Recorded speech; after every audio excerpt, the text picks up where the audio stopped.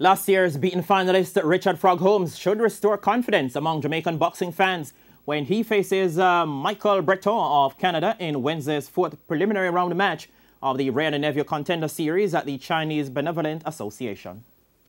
Following last week's fight where the fans made their disappointment at the judge's decision known after the Jamaican Tetsilite Davis scored a split decision win over David LeBlanc, one of Jamaica's favourite boxer, Richard "Frog" Holmes, gets into the ring this Wednesday. He will take on Team Canada's Michael Breton, a boxer with just 4 professional fights under his belt. So Holmes, who has 18 professional fights in his 3-year career, is clearly the more experienced of the two. Both boxers tipped the scale at 152 pounds at Tuesday's weigh-in.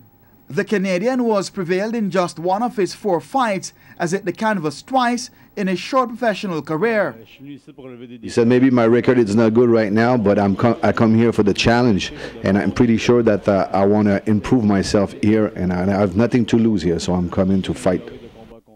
However, Holmes is not taking any comfort from Breton's record. Because every boxer I see, me have 2-1, doesn't matter his record and my record, that do not define anything than the boxer for me. You know what I say? Because if I come to win, I'm going to win. I just who want it more will take it.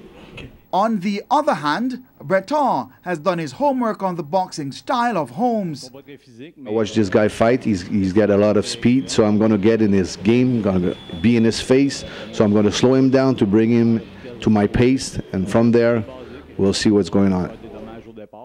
Both trainers, Carl Grant and Francois Degree, promise that the fight will be very competitive, like the 3 previous encounters in this year's series. Been into the gym, we know that the contender going to start from like 4 months ago, and we put in the work, and we're just ready to execute. We don't come here for tourism.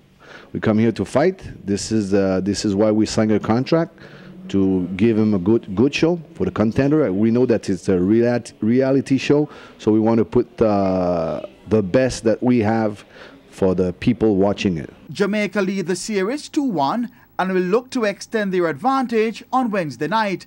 TVJ will have live coverage starting at 9:30 p.m. Reporting for TVJ Sports, I'm Keon Reyna.